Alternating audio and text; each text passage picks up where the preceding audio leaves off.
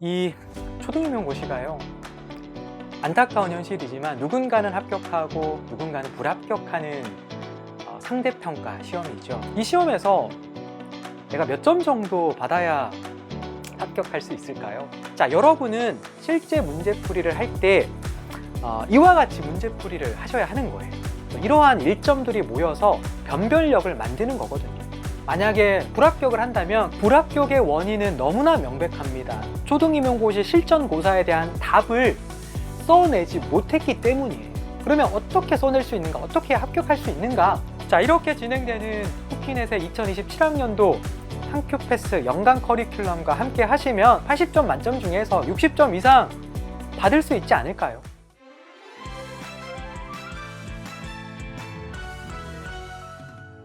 전국에 계신 선생님 안녕하세요. 초등임용고시의 가장 확실한 선택, 쿠키넷의 2027학년도 한큐 패스 연간 커리큘럼 강의에 오신 우리 선생님들을 환영합니다. 저는 쿠키넷에서 초등임용 강의를 맡고 있는 쿠키 강사입니다.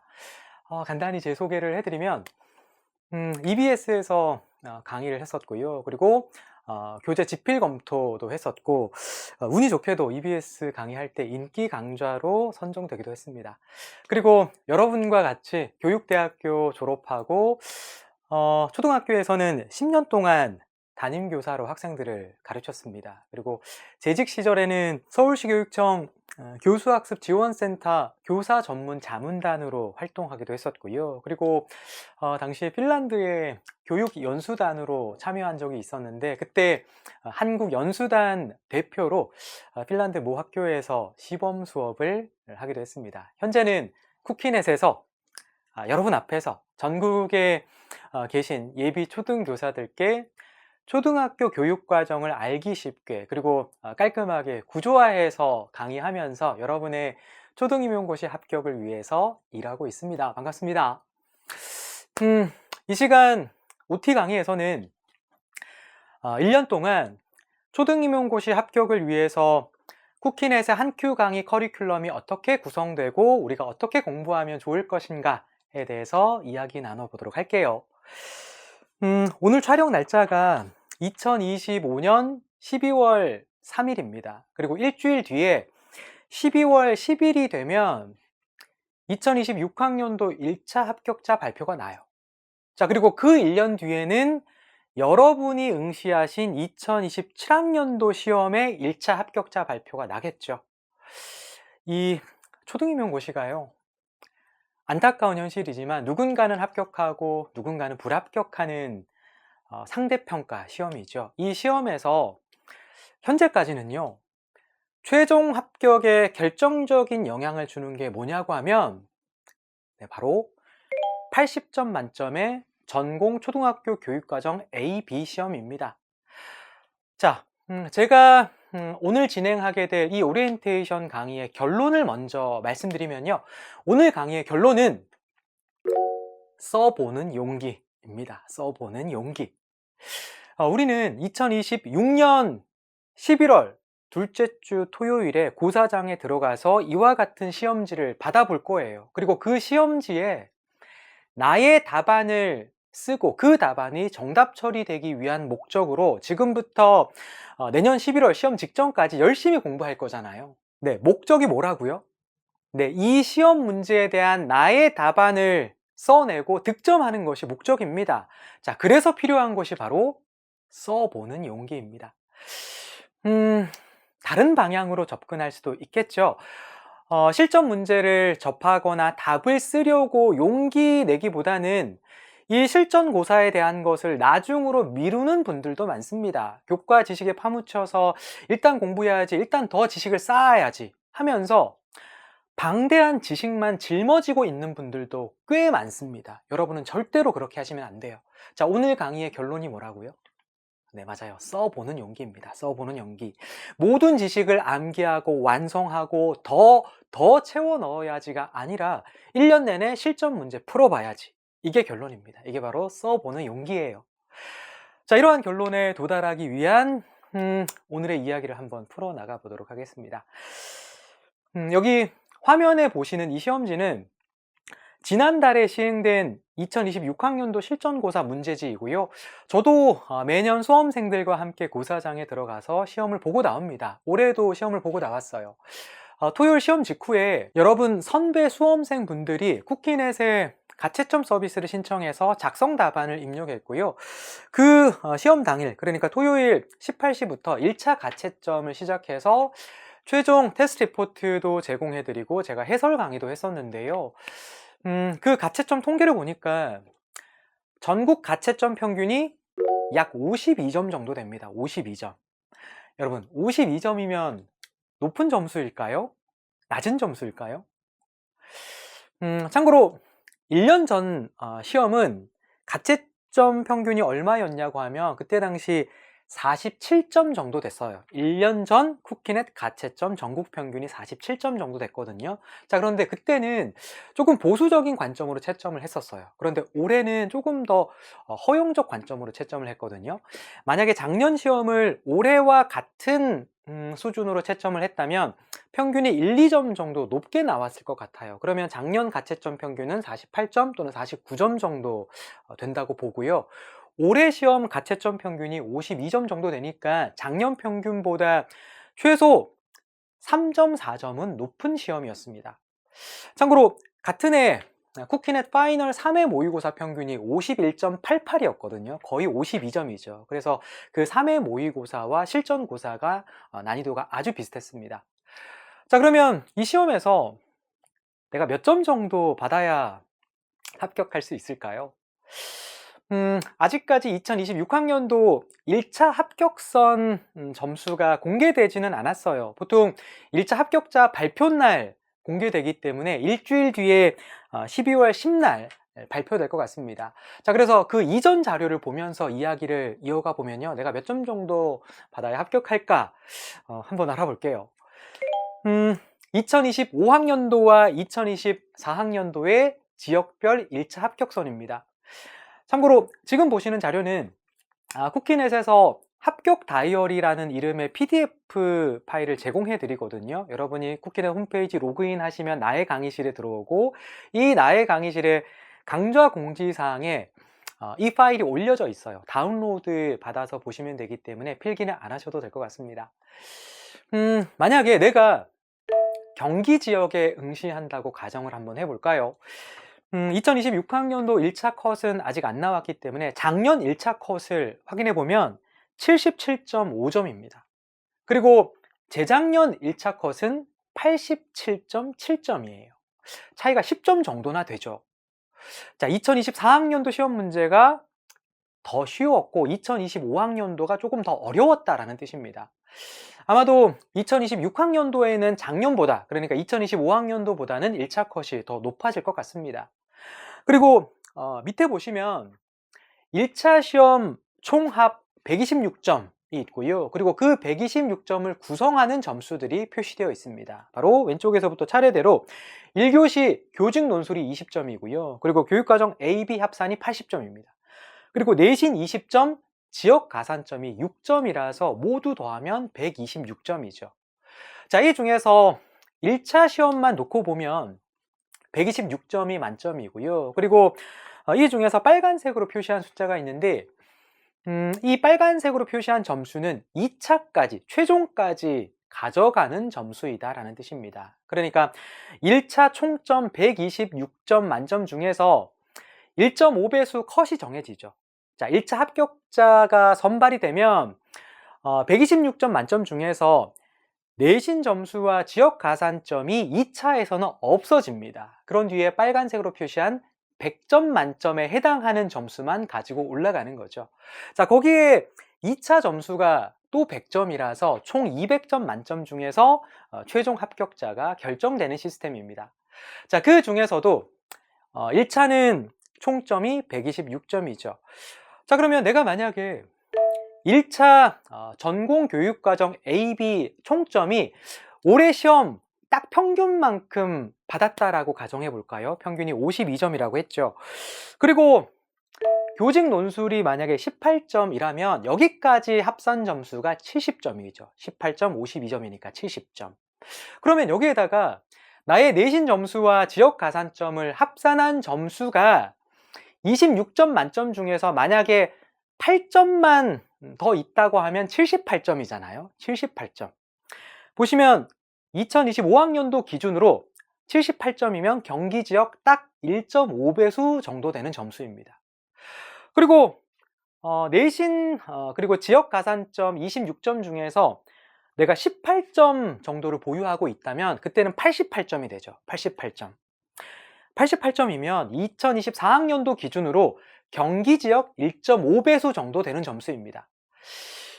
같은 시험이라고 하더라도 같은 원점수를 받더라도 내가 어느 지역을 응시하느냐에 따라서 1차 합격, 불합격 또는 최종 합격, 불합격이 결정되는 시험이죠. 물론 지역마다 조금 다르기는 하지만 제가 일반적으로 이 개강 시기에 여러분께 말씀드릴 때에는요, 전공교육과정 AB 합산이 60점 이상 득점할 것을 목표로 삼으라고 말씀드립니다. 자, 60점. 그러면 웬만한 지역은 무난하게 1차 합격을 할 수가 있습니다. 자, 여기에서 내가 만약에 내신이 18점이고 지역 가산점 6점을 보유하고 있다면 1차 합산 점수가 94점이 돼요. 자, 위에 커트라인을 보시면요, 2025학년도에 적용해보면 이 점수면 전국 어느 시도교육청에 응시했더라도 모두 합격입니다.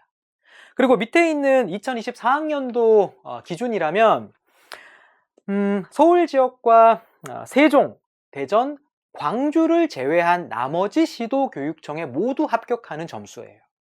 자, 여기에서 만약에 내 전공 합산 점수가 52점이 아니라 60점이라고 가정을 해볼게요. 60점이라고 한다면 총합에서 8점을 더해서 102점이 되죠. 102점. 그렇다면 2024년을 기준으로 하더라도 전국에 있는 모든 시도교육청에 합격하는 점수입니다. 자, 그러면 이러한 점수 구성 중에서 여러분이 특별히 공들여서 1년 내내 높여야 할 점수가 뭐예요? 뭘까요? 네, 맞아요. 전공교육과정 AB입니다. 왜냐하면 사실 1교시 교직 논술은 점수 편차가 그렇게 크지는 않기 때문에 변별력이 크지 않아요. 그리고 내신은 우리가 1학년으로 돌아갈 수 없기 때문에 이미 누적적으로 산출된 결과가 있죠. 그리고 또 지역 가산점 유무도 이미 정해진 현실이란 말이에요. 자, 그래서 이 상대평가 시험에서 다른 수험생들과 나의 격차를 벌릴 수 있는 것은 오롯이 전공교육과정 A, B밖에 없습니다. 이 점수가 그대로 2차 최종 합산에도 포함되니까 초등임용고시에서 최종 합격의 당락을 결정하는 것은 무엇이다? 네, 맞아요. 80점 만점에 전공교육과정 A, B라고 표현해도 과언이 아닙니다. 여러분은 1년 내내 이 전공교육과정 A, B 시험 문제를 생각하셔야 해요. 실전고사, 실전고사, 이 시험지. 그리고 나의 교과 지식이 충분하든 충분하지 않든 상관없이 1년 내내 이 시험 문제에 대한 답을 써보는 용기를 내셔야 하는 거예요. 그러면서 반복적으로 문제풀이를 하셔야 합니다. 그렇게 트레이닝 하시면 나중에 10월, 11월에는 내가 모르는 지식에 대해서 문제가 나온다 하더라도 그 문제를 지금까지 연습에 따라서 문제풀이를 한다면 지문 분석하고 문제 조건 충족해서 어느새 정답을 쓰는데 비벼서 썼는데 정답 처리가 되는 그러한 여러분 스스로를 발견하실 수도 있어요. 자, 우리에게 필요한 것은 써보는 용기입니다. 자, 그러면 이 80점이 과목별로는 어떻게 구성되는지 이어서 소개해 드릴게요. 먼저 2교시 교육과정 A의 과목 합산 점수가 39점이고요. 그리고 3교시 교육과정 B의 과목 합산 점수가 41점입니다. 더하면 80점 만점이죠. 이 중에서 교육과정 A를 구성하는 과목이 무엇인지 확인해 보면요. 차례대로 국어, 영어, 총창은 총론 창의적 체험 활동을 줄임말입니다. 총창, 그리고 사회, 도덕, 실과입니다. 그리고 교육과정 B는 수학, 미술, 통합교과, 과학, 음악, 체육입니다. 전체적으로 보면 교육과정 A는 실과를 제외한다면 약간 문과 느낌의 교과 이런 성격이고, 반면에 교육과정 B는 이과 플러스 예체능 교과 이런 성격이네요. 그리고 교과 옆에 괄호 표시가 있고 숫자가 나와 있죠. 이 숫자가 바로 과목별 배점입니다. 예를 들어서 국어, 수학은 각각 11점 배점이고요. 그리고 사회과학은 9점 배점이다 라는 뜻입니다. 보시니까 어떠신가요? 여러분 개인적으로 친하고 강한 교과가 있을 것 같고, 반대로 안 친하고 약한 교과도 있을 것 같습니다. 하지만 올해 시험에서는 친하든 안 친하든 총 여기 나와 있는 12과목 합산 80점 만점, 그 80점 중에서 60점 이상 득점할 것을 목표로 삼으셔야 하는 거예요. 준비되셨죠? 하실 수 있겠죠? 자, 지금부터는 2026학년도 실전고사에 대한 이야기를 조금 해볼까 합니다. 일단 저도 고사장에 들어가서 문제를 풀었었는데요. 시험지를 받은 뒤에 가장 먼저 확인할 수 있었던 게 과목별 배점이 달라졌다라는 거예요. 자, 여기 보시면 교육과정 A 마지막 2개 교과가 도덕실과이죠. 자, 작년까지는 이 도덕실과 각각 모두 4점 배점이었거든요. 그런데 2026학년도부터 5점 배점으로 각각 바뀌었습니다. 플러스 1, 플러스 1이 된 거죠. 자, 그러면 작년에 비해서 2점이 늘었고 총점은 80점으로 동일하니까 마이너스 2점이 있어야 하겠죠. 자, 그게 뭐냐고 하면 교육과정 A의 총론 창의적 체험 활동이 작년까지는 3점 배점이었거든요. 그 3점이 2026학년도 시험부터 2점으로 줄었고요. 그리고 교육과정 B의 세 번째 순서가 통합교과인데, 이 통합교과가 작년 2025학년도까지는 바른생활 1점, 슬기로운 생활 1점, 즐거운 생활과 2점 이렇게 출제되면서 총 배점이 4점이었어요. 그런데 2026학년도부터 바슬즈를 따로 출제하지 않고 다른 교과들처럼 하나의 통합 지문으로 통합 출제하게 됐습니다. 자, 그러면서 배점이 1점 줄었어요. 3점 배점이 됐어요. 마이너스 1, 마이너스 1인 거죠. 자, 그러면 총점은 변함없이 80점인 거예요. 자, 그래서 여러분이 기출 분석을 하시면서 과거의 기출 문제를 보시면 2025학년도 이하의 문제들은 모두 배점 변화 이전 시점이기 때문에 그 이전 배점의 기출 문제들을 보실 거다라는 점을 참고하시길 바랍니다. 그리고 또 실전 문제 이야기를 해보면요. 저도 이 시험 문제를 풀면서 이 문제는 어렵다, 이 문제는 무난하네, 이 문제는 기출 문제랑 거의 비슷하게 나왔네. 자, 이렇게 생각했던 체감 난이도가 있었어요. 그리고 쿠키넷에서 가채점 서비스 접수를 받을 때 체감 난이도를 조사했거든요. 가장 어려우면 5점, 가장 쉬우면 1점으로 체감 난이도를 수합했습니다. 자, 여러분 2026학년도 실전고사 문제 중에서 교육과정 A, B를 구성하는 과목이 총 12과목이 있거든요. 자, 이 12과목 중에서 작년 선배 수험생들이 가장 어렵게 느꼈던 과목 또는 문제는 뭘까요? 한번 알아맞혀 보세요. 국어과일까요? 수학과일까요? 네, 무슨 교과 문제를 가장 어렵게 느꼈냐고 하면요. 네, 바로 과학과입니다. 자, 문제는 교육과정 B의 7번, 그 중에서도 반가로 2번 문제예요. 정답이 연소 조건, 연소 생성물입니다. 체감 난이도 5점 만점 중에서 체감 난이도가 4.24점이에요. 그런데 여러분, 조금 의외이지 않나요? 왜냐하면 연소 조건, 연소 생성물이라고 하는 것은 과학과에서 우리가 익숙하게 들을 수 있는 표현이기 때문에 뭐야, 이 문제가 가장 어렵게 느꼈다고? 라는 생각이 들 수도 있을 것 같아요. 자, 그리고 오른쪽에 퍼센티지가 나와 있는데 이 퍼센티지는 정답률이거든요. 정답률. 이 정답률은 18% 정도 됐어요. 자, 2026학년도 시험에서 가장 어렵게 느꼈던 문제가 이 문제인데 정답률은 18%이니까 대략 10명 중에서 2명 정도 알아맞힌 문제라는 거죠.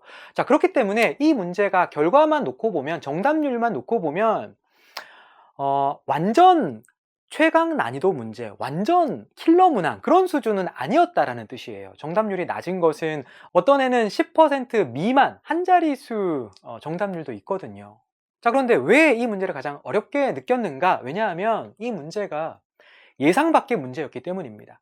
자, 이 연소 조건, 연소 생성물이라고 하는 것은 2022 개정 과학과 교육과정 내용 체계표 중에서도 물질 영역의 구체적인 내용 요소이거든요. 내용 요소. 그런데 지금까지 초등임용고시 과학과 문제 중에서 특정 과학과 내용 요소를 물었던 적이 단 한 번도 없습니다. 자, 그런데 내용 요소를 묻게 되면 정확하게 써야 하거든요. 비슷하게 써도 안 돼요. 정확하게 써야 합니다. 그렇기 때문에 당시 고사장에서 선배 수험생들이 이 문제 뭐야? 라는 체감 반응이었던 거죠. 자, 그래서 체감 난이도는 올해 시험 문제 중에서 가장 높았어요. 하지만 정답률은 18% 정도로 가장 어려웠던 문제는 아니었습니다. 자, 그러면 이번에는 가장 어려웠던 문제, 다시 말하면 정답률이 가장 낮았던 문제는 무슨 교과 문제일까요? 자, 이번에는 국어과일까요? 아니면 수학과일까요? 아니고요. 미술과 문제였습니다. 자, 이 미술과 문제의 체감 난이도는 3.6 정도밖에 안 됐어요. 그렇게 어렵게 느꼈던 문제는 아니었다라는 뜻이죠. 하지만 정답률은 10%밖에 안 되는 문제였습니다. 자, 이 미술과 문제의 정답률이 10%인 이유도 과학과 문제와 비슷해요. 자, 무슨 말이냐고 하면 미술과는 전통적으로 내용 요소가 출제되거나 또는 성취 기준 키워드 쪽에서 출제되거든요. 그리고 이 내용 요소와 성취 기준 키워드가 서로 중복되기도 해요. 자, 그런데 이 미술과 문제는 성취 기준에서 나온 것이 아니라 성취 기준 밑에 성취 기준 고려 사항이라는 서술이 있거든요. 그 성취 기준 고려 사항에서 문제가 나왔어요. 한 번도 나온 적이 없어요. 참고로 이 문제의 관련 감상 영역의 내용 요소는 미술 작품의 배경이에요. 미술 작품의 배경.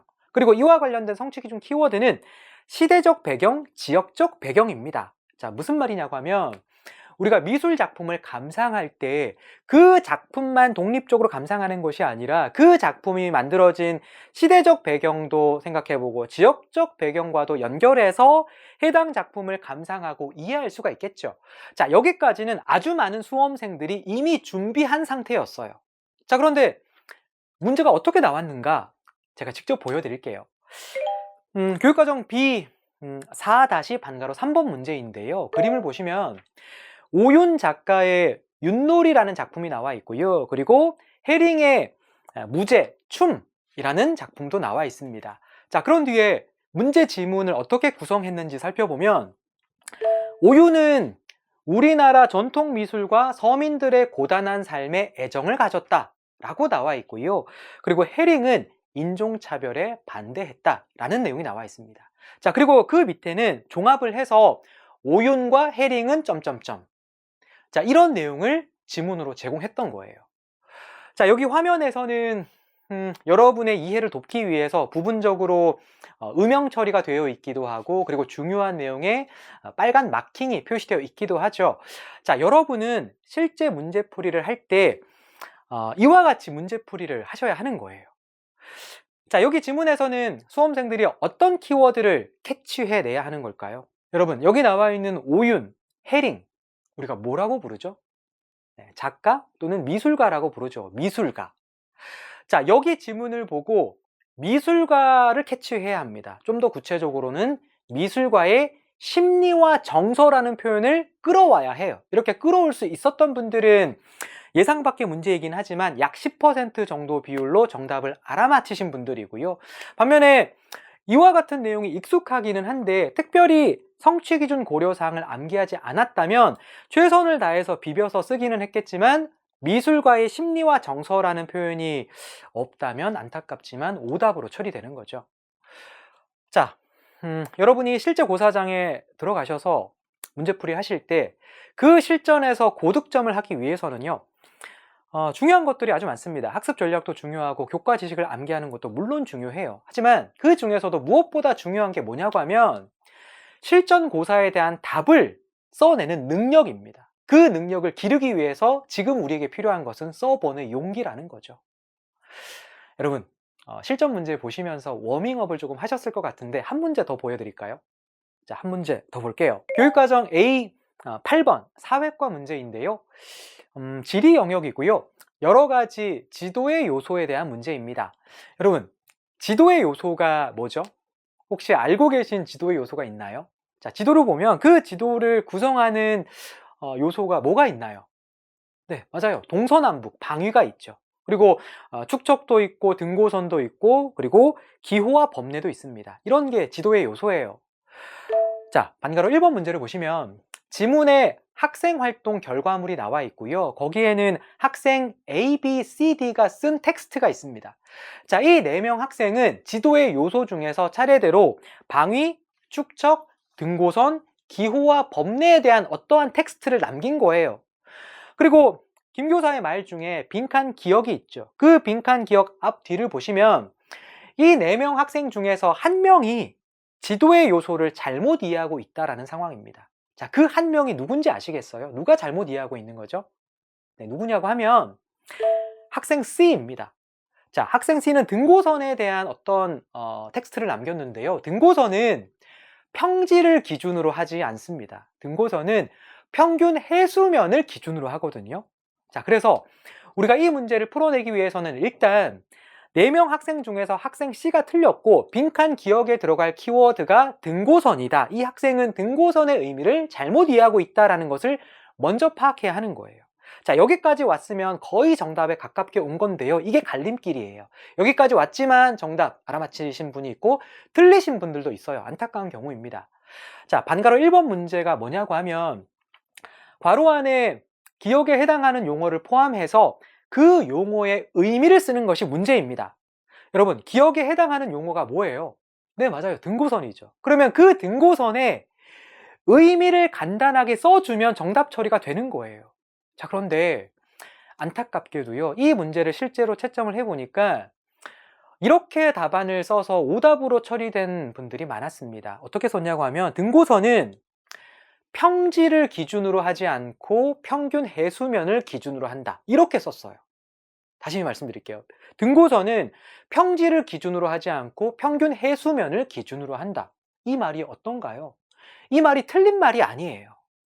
학생 A, B, C, D 중에서 학생 C가 등고선의 의미를 잘못 이해하고 있다는 것을 정확하게 파악하고 있는 상태입니다. 하지만 실전 문제가 요구했던 게 이게 아니에요.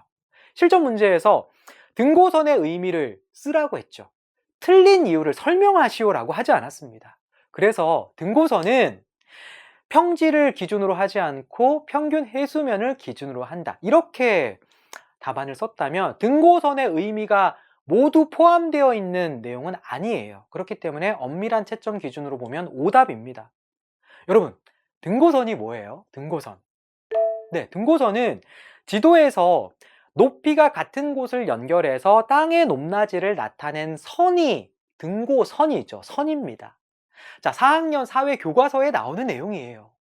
자, 이 정도 내용이라면 정답률이 대략 70% 정도는 나와줘야 정상이거든요. 자, 그런데 이 문제의 정답률이 대략 어느 정도 되는가 여러분 한번 알아맞혀 보세요. 한 70%는 나와야 하는데 이 문제의 최종 정답률은 30%예요. 30%. 10명 중에 3명만 알아맞힌 문제입니다. 자, 관련 강론 지식은 너무 단순하고 쉽잖아요. 하지만 문제 조건을 모두 충족해서 문제풀이를 제대로 하신 분들은 약 30% 정도밖에 안 되는 거예요.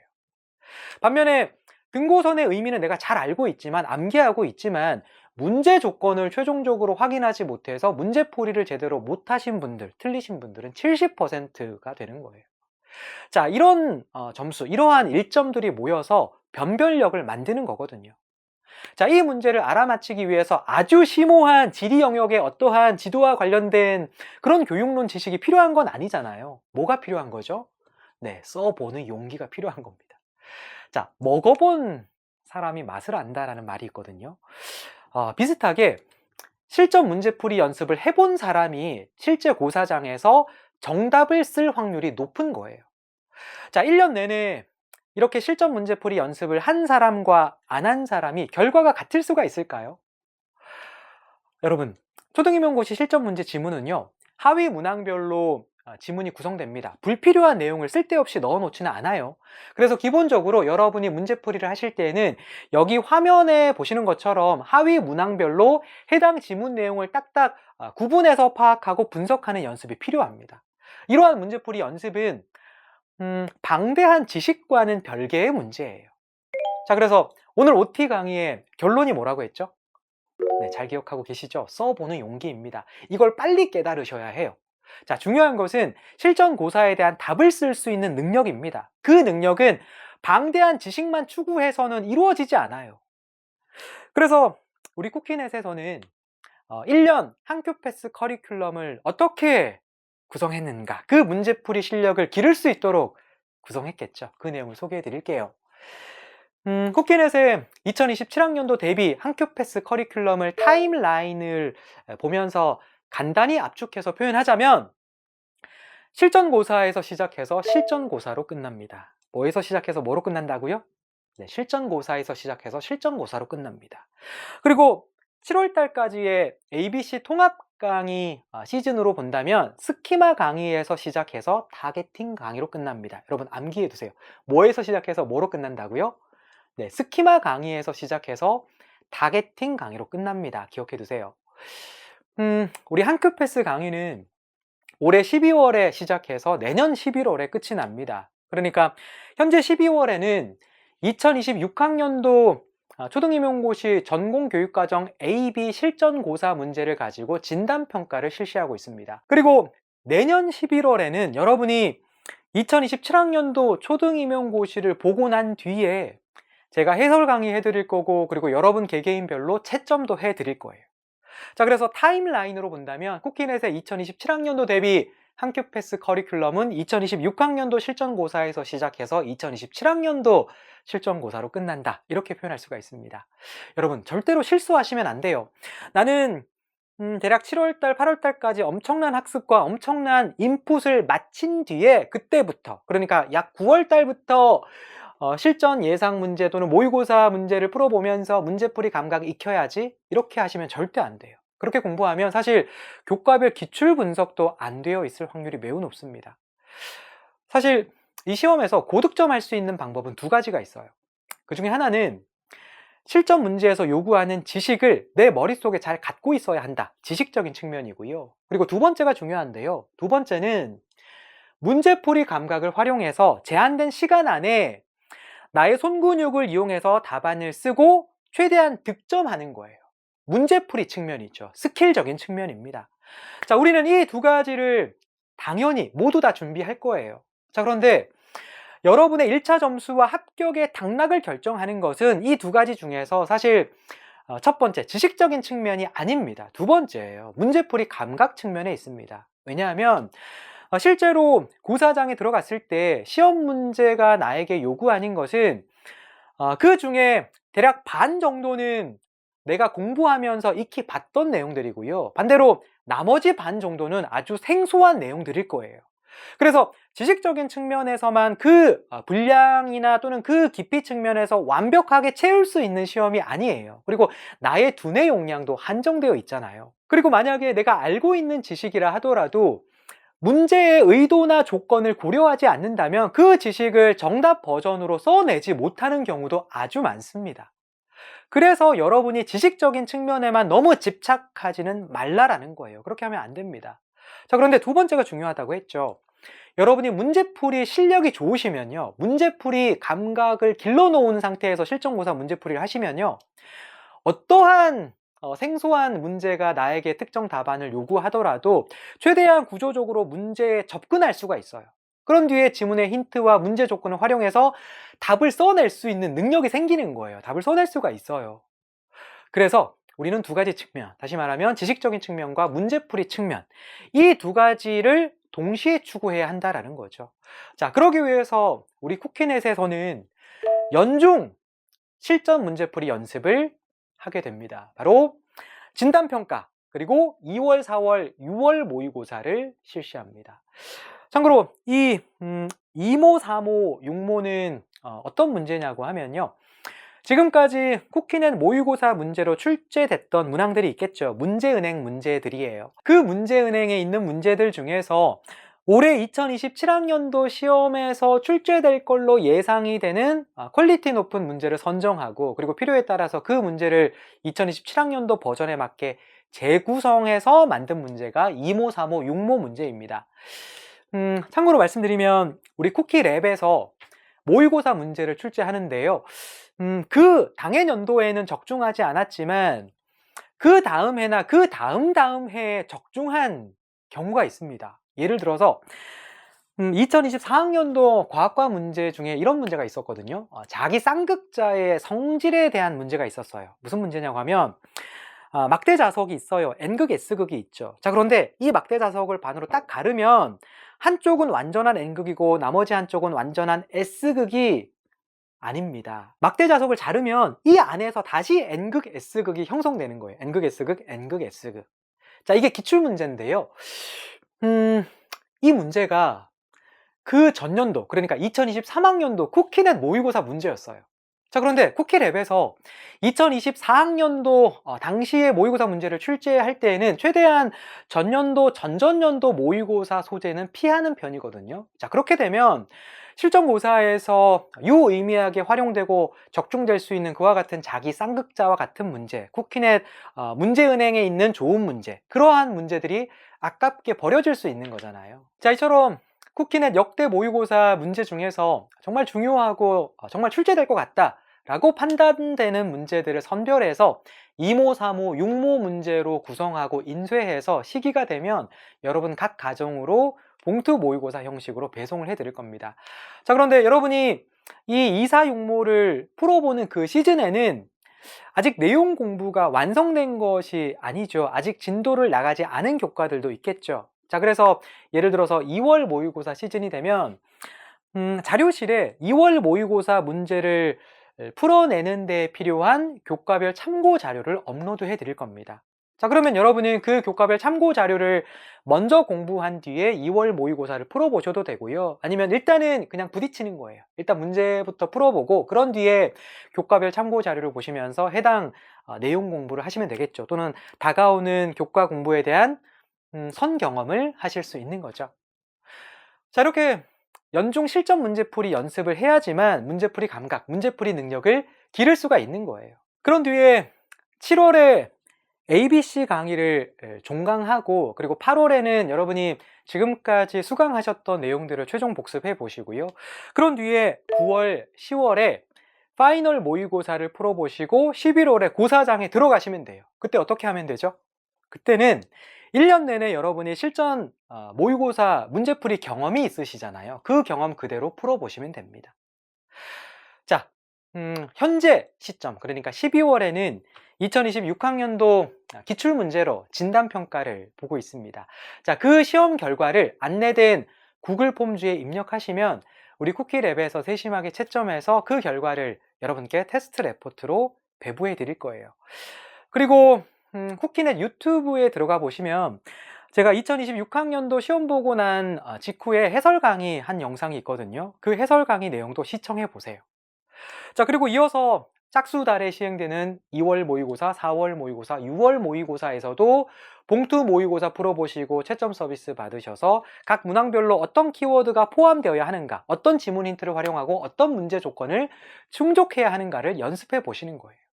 자, 이런 방식으로 파이널 모의고사로 이어지고 이 파이널 모의고사로서 활용 점정하시면서 그 문제풀이 실력을 가지고 고사장에 들어가시겠죠. 시험지 받으시겠죠. 답안을 쓰시겠죠.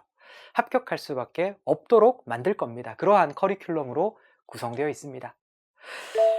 그리고 이 연간 과정 중에서 ABC 통합 강의는 12월에서 시작해서 7월에 종강하는 일정입니다. 이 ABC 통합 강의 시즌에는 뭐로 시작해서 뭐로 끝난다고 했죠? 제가 암기하고 기억하고 계시라고 했는데 ABC 통합 강의는 스키마에서 시작해서 타겟팅으로 끝납니다. 스키마, 타겟팅. 쿠키넷에서는요, 각 교과별로 ABC 통합 강의를 진행하죠. 자, ABC. 그 중에서 A는 어널리시스의 A를 따서 기출 분석이라는 뜻이고요. 그리고 B는 베이직의 B를 따서 기본 이론 강의이다라는 뜻입니다. 그리고 C는 complete, 완성한다 라는 뜻입니다. 그리고 쿠키넷의 강의 브랜드는 한큐 강의라고 부르거든요. 한큐 강의. 자, 이때 Q는 실전 문제풀이에 최적화되었다라는 뜻입니다. 그래서 한큐 강의는 실전 문제풀이에 최적화된 강의다라는 뜻이겠죠. 이 한큐 강의 시리즈가 7월 달까지는 ABC 시리즈가 있는 거예요. 자, 그 강의를 요약해서 표현할 때는 기출분석 강의는 한큐 A 강의, 기본이론 강의는 한큐 B 강의, 강론 완성 강의는 한큐 C 강의라고 부르도록 해요. 그리고 강의 화면에 교재 자막을 띄워드리기도 하는데요. 그때 예를 들어서 사회과 강론완성 교재의 100쪽이다 라고 한다면 그때는 간단하게 코드로 표현해서 C4회 P.100 이런 식으로 표현하기도 합니다. 그래서 ABC가 이렇게 구성되는구나 라고 참고로 알아두시고요. 이러한 쿠키넷의 한 큐 강의는 한 교과 안에서 스키마 강의에서 시작해서 타겟팅 강의로 마무리된다고 했죠. 이게 무슨 뜻이냐고 하면 교과 강의를 처음 시작할 때는 기출 분석의 구조적인 틀 안에서 스키마 강의라는 것을 먼저 합니다. 스키마 강의. 그 스키마 강의는 말 그대로 스키마, 그러니까 초등임용고시 특정 교과에 대한 시험 정보 스키마, 전형적인 출제 유형 스키마, 그리고 앞으로 전개될 내용 강의가 있겠죠. 그 내용 강의의 수많은 내용들을 어떻게 바라볼 것인가, 학습 관점 스키마, 그리고 빈출 범위 스키마. 자, 이와 같은 스키마들을 여러분께 먼저 제공해 드리는 거예요. 자, 이러한 강의 코너를 스키마 강의라고 부르도록 하겠습니다. 그리고 그 스키마 강의 뒤에 바로 기본이론 그리고 강론완성 강의가 순서대로 진행되고요. 특정 교과의 기본이론 강론완성 강의 뒤에는 다시 기출 분석을 하는 것으로 한 교과를 마치게 됩니다. 예를 들어서 수학과 기본이론 공부를 한 뒤에 다른 교과 기본이론으로 넘어가는 것이 아니라 수학과 강론 강의로 바로 이어지는 거예요. 그러면서 여러분이 기본이론과 실제적인 강론 내용을 바로 연계해서 공부하시는 거고요. 그리고 중요한 것은 실전 문제이니까 기본이론 강론 완성 다음에는 바로 기출 분석으로 넘어가는 거예요. 수학과 안에서요. 자, 그러면 여러분이 공부한 수학과 기본이론 강론 완성 내용이 실제 기출 문제에서는 어떻게 적용되어 있고 어떻게 지문 분석해서 내가 알고 있는 지식을 어떻게 꺼내서 작성해야지만 정답 처리가 되는지, 이러한 기출 분석을 할 수가 있는 거죠. 자, 이러한 기출 분석을 통해서 실전 문제에 대한 감각을 길러볼 수 있는 겁니다. 그리고 또 기출 분석을 통해서 빈출 내용과 전형적인 출제 유형을 도출해내면서 여러분이 딱 타겟팅 하는 거예요. 타겟팅. 그러니까 그래, 수학과는 이거 공부하는 거지, 이거는 이해해서 풀었어야 하는 거지. 자, 이와 같은 것이 바로 기출 분석 타겟팅입니다. 특정 교과 강의의 마지막 강의 코너가 타겟팅이 되겠습니다. 여러분은 이 타겟팅을 바탕으로 해서 다시 그 수학과에 대한 내용 복습, 기본이론 복습, 강론 복습을 하셔야 하는 거죠. 두 번째 턴을 도는 거죠. 자, 그래서 약속된 용어로 표현하자면 쿠키넷의 한 큐 강의는 스키마 강의에서 시작해서 타겟팅 강의로 마무리되고요. 그리고 ABC 진행 순서는 교과 안에서 B, C, A 순서로 진행된다라고 표현할 수 있습니다. 한 교과 안에서 A, B, C를 모두 다루기 때문에 우리가 부를 때는 교과별 ABC 통합 강의, ABC 통합 강의 시즌 이렇게 부르도록 할게요. 2027학년도 한큐 패스 연간 계획표를 보시면요, 교육과정 A, B 순서대로 과목이 나열되어 있고요. 과목별 B, C, A 순서로 진행된다라고 표시되어 있는 거죠. 총 12과목 중에서 강론이 없는 과목이 있습니다. 바로 영어, 총론창체, 도덕, 통합교과예요. 자, C 강의란에 빈칸으로 되어 있죠. 왜냐하면 이 중에서 총론창체는 지도서 강론이 아예 없기 때문에 강의를 할 수 없는 거고요. 그리고 영어과와 도덕과와 통합교과는 교사용 지도서가 있기는 해요. 하지만 구체적인 단원별 내용을 공부해서 실전 문제를 알아맞히는 성격은 아니거든요. 그렇기 때문에 영어, 도덕, 통합교과도 따로 강론 강의가 진행되지는 않습니다. 그래서 C 강의 칸에는 빈칸으로 되어 있다는 점 참고하시고요. 그리고 전 과목 A 강의는 교재에는 2013학년도부터 2026학년도까지의 문제가 실려 있습니다. 자, 그런데 실제 강의는 2015 개정 이후의 문제들만 문제풀이를 진행하게 돼요. 그리고 그 중에서도 총론창체 기출분석 강의는 이 총론창체 자체가 교육과정 문서적인 성격이기 때문에 과거의 내용을 당연히 암기하면 안 되겠죠. 조금씩 개정 변화하기 때문에 과거의 것을 보다 보면, 기출분석을 너무 깊게 하다 보면 내용적으로 오히려 혼동하실 수가 있어요. 그래서 총론창체 같은 경우에는 2022 개정이 적용된 기출문제만 풀어보도록 하겠습니다. 그리고 또 통합교과도 과거의 출제 유형을 알아보는 용도로 과거의 기출문제의 출제 형식을 살펴보기는 할 거예요. 하지만 디테일한 해설 강의는 2022 개정 기출문제에 대해서만 문제풀이를 진행한다라는 점 참고하시길 바랍니다. 그리고 이 총론창체와 통합교과를 제외한 나머지 교과들에 대해서는 기본적으로 2022 개정과 2015 개정에 적용을 받는 문제들에 대해서 전 문항 해설 강의를 진행해 보도록 할게요. 그리고 ABC 강의 일정을 보시면요. 12월 1주에 OT 강의를 시작으로 해서 개강을 하고요. 올해 쿠키넷 ABC 강의는 종강 시점을 앞당기기 위해서 2way 방식으로 진행할 예정입니다. 자, 그러니까 두 가지 교과가 동시에 진행된다라는 뜻이고요. 그 첫 시작은 수학과와 총론창체입니다. 이 수학과 총론창체 강의를 시작으로 7월 달까지 두 개 교과 강의가 동시에 진행되는 시스템입니다. 강의 촬영일이 월화수목금 중에서 월수금입니다. 월요일, 수요일, 금요일. 그래서 이 월수금에 각 당일에 촬영하고 편집하면 보통은 저녁 6시부터 강의가 순서대로 하나씩 업로드 되거든요. 그래서 여러분이 완성된 강의를 일괄 수강하시기 위해서는 그 다음날 보시면 돼요. 그러니까 화요일, 목요일, 토요일 오전에 수강하시면 되겠죠. 그리고 7월에 ABC 강의가 종강되면 8월은 여러분 각자 최종 정리할 시간을 가지실 수 있을 것 같고요. 그리고 9월, 10월에는 쿠키넷 전국 단위 3회차 모의고사가 실시됩니다.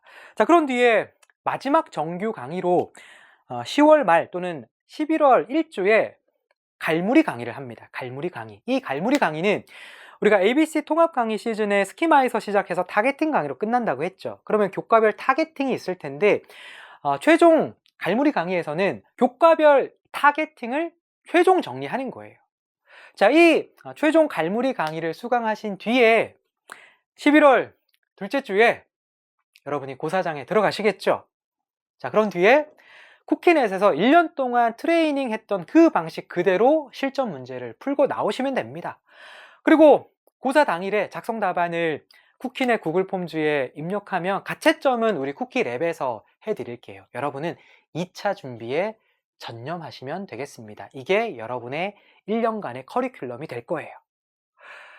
자, 정리하자면 2027학년도 대비 쿠키넷의 한큐 강의 커리큘럼은 타임라인으로 본다면 2026학년도 실전고사 진단평가로 시작해서 2027학년도 실전고사 가채점 서비스로 마무리됩니다.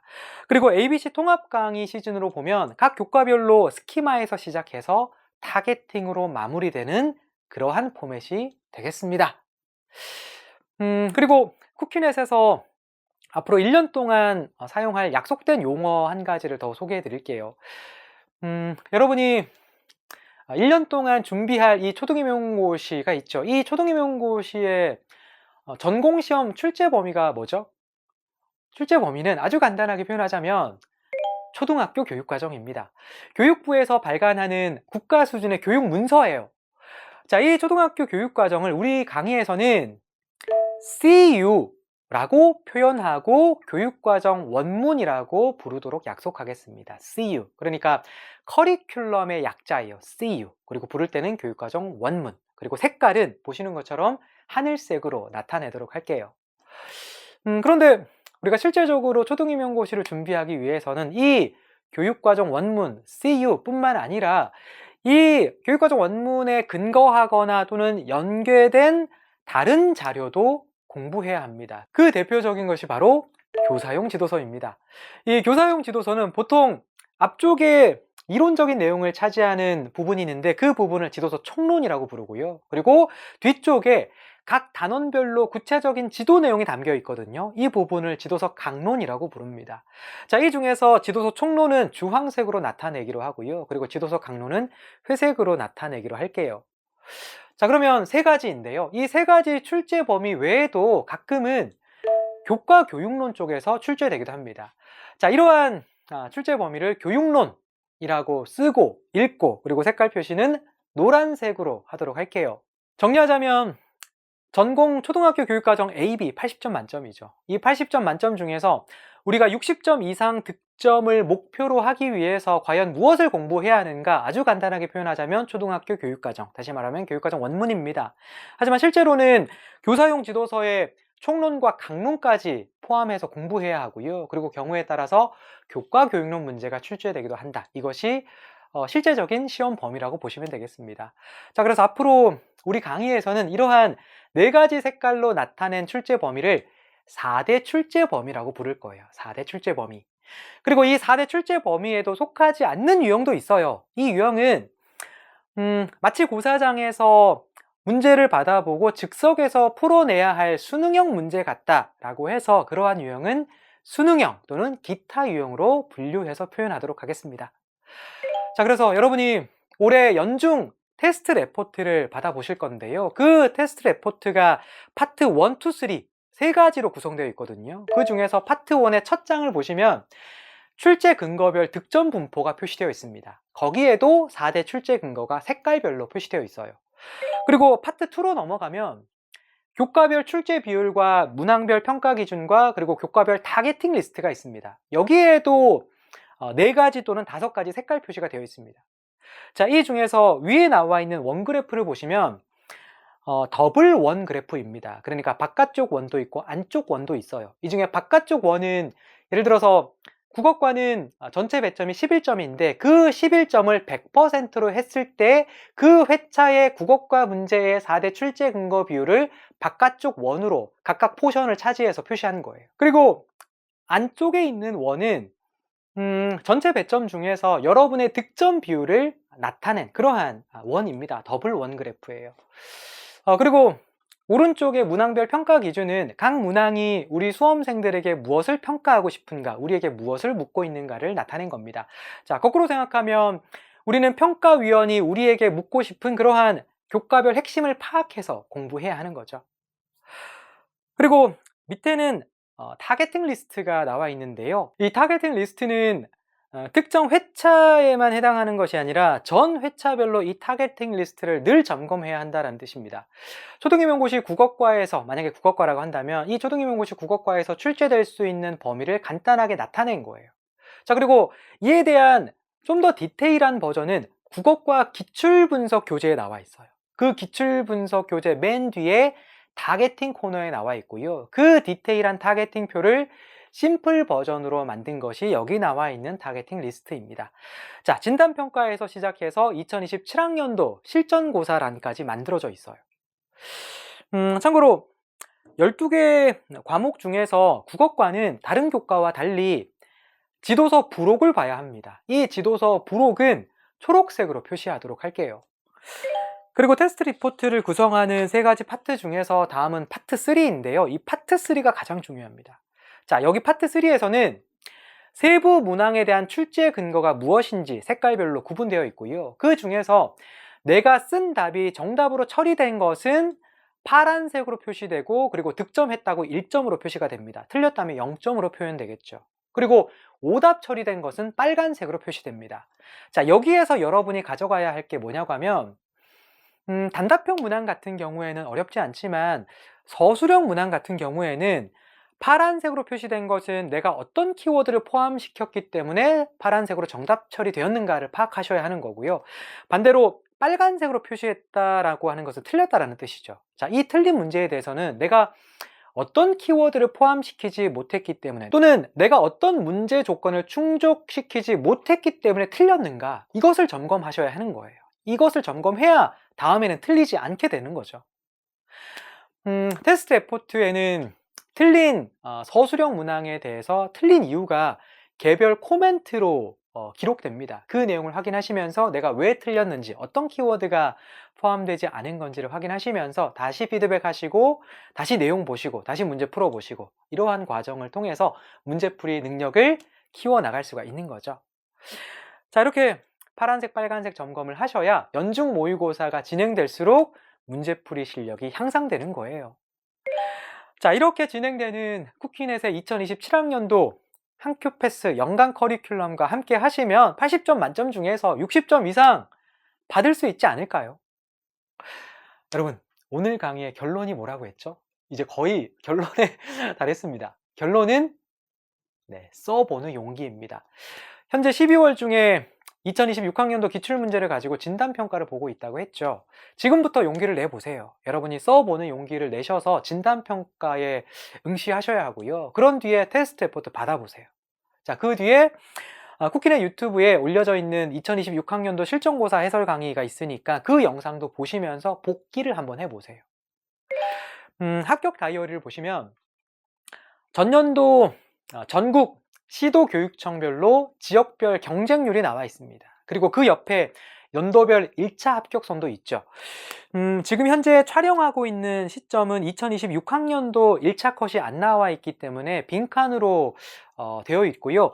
12월 10날이 지나면 이 빈칸을 채워서 다시 업로드를 해 드릴 테니까 그 내용을 참고해 주세요. 여러분은 여기 화면에 나와 있는 이 내용을 참고하셔서 올해 2027학년도 시험에서의 나의 목표 점수도 한번 기록해 보세요. 자, 그리고 그 뒤에 다이어리 내용을 보면 샘플로 전년도 서울시 교육청 임용 공고를 제시해 놓고 있습니다. 이 내용을 참고용으로 올려놨습니다. 참고용이라고 하는 것은 여러분이 응시하시는 교육청이 다르겠죠. 그래서 참고용으로 보시면 될 것 같고, 그리고 쿠키네 홈페이지에 로그인 하셔서 나의 강의실에 들어가셔서 자료실에 들어가시면 전국 시도교육청 공고를 링크로 작성해서 올려뒀어요. 자, 그래서 그 내용을 보시면서 여러분이 올해 응시할 시도교육청의 링크를 눌러보세요. 자, 그러면 전년도 시행공고가 나와 있겠죠. 그 시행공고 내용을 꼼꼼히 읽어보시길 바랍니다. 그리고 올해 공고는 언제 나냐고 하면 원래 사전 공고가 있고요. 그 뒤에 확정 공고가 있어요. 원래 사전 공고문은 5월에 예정되어 있어요. 자, 그런데 법정 시한이 8월까지이거든요. 그러다 보니까 5월에 사전 공고가 나오는 일은 잘 없고요. 5월에는 뭐가 나오냐고 하면 사전 공고가 8월에 나올 것이다 라고 연기 공지가 나옵니다. 그래서 실제적으로는 사전 공고는 8월이 되어야 나오고요. 그리고 확정 공고는 9월에 나옵니다. 그리고 원서 접수는 9월 말이나 10월 초에 진행이 되죠. 그리고 다이어리를 더 넘겨보시면 2027학년도 대비 쿠키넷의 연간 강의 계획표가 요약되어 있고요. 그리고 한 장을 더 넘기시면 앞서 화면으로 보여드렸던 연간 계획표와 그리고 ABC 강의 일정이 나와 있습니다. 그리고 한 장 뒤로 더 넘겨보시면 연중 교과별 성적 기록표가 있어요. 각 교과별로 진단평가에서 시작해서 2모, 3모, 6모, 그리고 파이널 모의고사 1회, 2회, 3회 이렇게 총 7번의 실전 문제풀이 연습을 하실 거고요. 그리고 8번째 시험이 올해 시험, 진짜 시험 2027학년도 실전고사가 되는 거죠. 자, 이때 고사장에 들어가셔서 실력 발휘하시면 되는 거예요. 다음으로 한 장을 더 넘기시면 월별 강의 일정이 달력 형식으로 나와 있고요. 그리고 또 한 장 넘기면 데일리 학습 플래너로 사용하실 수 있도록 내지도 제공되어 있습니다. 내지. 자, 지금은 합격 다이어리가 여기 12월까지만 나와 있습니다. 그리고 12월 말이 되면 그 다음 달, 그러니까 1월 합격 다이어리가 강좌 공지사항으로 안내될 거예요. 자, 그 내용을 다운받아서 활용하시면 되고, 그리고 1월 말이 되면 2월 학사력이 공지되는 그러한 패턴으로 월별 다이어리가 업로드 되니까 여러분이 1년 동안 잘 활용하시면 좋겠습니다. 자, 벌써 OT 강의 마칠 시간이네요. 여러분, 초등임용고시 합격의 성패를 좌우하는 게 뭘까요? 방대한 자료와 수많은 강의 시간? 아니죠. 제 생각에는 초등임용고시 합격의 성패를 좌우하는 것은 여러분이 시험 준비를 하는 그 모든 기간 동안 실전 문제풀이 연습에 얼마나 몰입했던가 라고 생각합니다. 만약에 불합격을 한다면 불합격의 원인은 너무나 명백합니다. 초등임용고시 실전고사에 대한 답을 써내지 못했기 때문이에요. 그러면 어떻게 써낼 수 있는가? 어떻게 합격할 수 있는가? 초등임용고시 실전 문제가 실제로 어떻게 출제되는지 분석해야 하죠. 교과별로 전형적인 출제 유형을 확인해야 합니다. 그리고 각 출제 유형별로 시험에 나올 만한 핵심 지식을 정확하게 타겟팅해서 꼼꼼하게 공부해야 합니다. 그 공부한 것을 내 것으로 만들기 위해서 얼마나 숙고하고 사색하고 스스로 깨우치기 위해서 노력해야 하는 거죠. 그리고 실전 기출 문제들을 늘 곁에 두고 자주자주 봐야 합니다. 그런 뒤에 2모, 4모, 6모를 비롯해서 파이널 모의고사까지 실전 문제풀이에 몰입하셔야 하는 거예요. 자, 인풋 아웃풋을 넘어서서 이 문제풀이를 하는 것은 피지컬 트레이닝입니다. 나의 손근육을 이용해서 나의 머리에 있는 것을 꺼내서 키워드 설정하고 답을 써내야 해요. 시간은 제한되어 있어요. 자, 이러한 피지컬 트레이닝 그리고 뇌지컬 트레이닝을 쿠키넷의 한 큐 강의와 함께 1년 동안 해보시는 거죠. 우리 쿠키넷의 초등임용고시 강의 브랜드 이름이 뭐라고 했죠? 네, 한큐 강의라고 했죠. 이 한큐 강의의 연간 패키지를 한큐 패스라고 부를 겁니다. 이때 Q는 실전 문제를 뜻한다고 했죠. 다시 말씀드리지만 한큐 강의는 초등임용고시 실전 문제풀이에 최적화된 강의이다 라는 뜻입니다. 그리고 여러분의 실전 문제풀이 실력을 키워주는 강의이고, 그리고 한 교과 안에서 기본이론, 강론완성, 기출분석이 한 큐에 연계되어서 진행되는 강의이다. 그리고 한 큐에 합격할 수 있는 강의이다. 이러한 의미를 함축하고 있습니다. 여러분이 올해 2027학년도 시험을 꼭 패스하실 수 있도록 저 쿠키 강사와 우리 쿠키넷의 모든 식구들이 최선의 노력을 다하도록 하겠습니다. 자, 여기까지 2027학년도 한큐 패스 커리큘럼 가이드 강의였고요. 저는 다음 주에 한큐비 기본이론 총론 창체 강의, 그리고 기본이론 수학 강의에서 여러분을 다시 찾아뵙도록 하겠습니다. 특정 교과 강의 마칠 때 제가 클로징을 하는데요. 이렇게 손 표시를 해요. 쿠키넷의 약자입니다. C, K. 자, 클로징 할게요. 이 클로징을 교과 마칠 때마다 여러분과 저가 함께 하시면서 이 합격을 향한 적립금을 쌓아간다. 이렇게 주문을 외워보시면 될 것 같습니다. 자, 마치도록 할게요. 지금까지 초등임용고시의 가장 확실한 선택, 쿠키넷이었습니다.